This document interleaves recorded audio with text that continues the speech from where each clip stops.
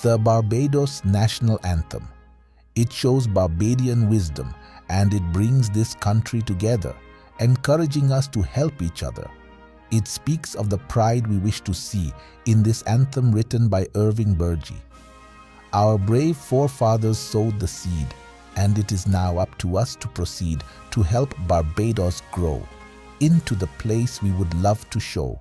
So, are we doing the best that we can to live up to our forefathers' plan? Are we strict guardians of our heritage? Are we really on this page? Have we kept our history in mind, or are we letting knowledge of our past fall behind?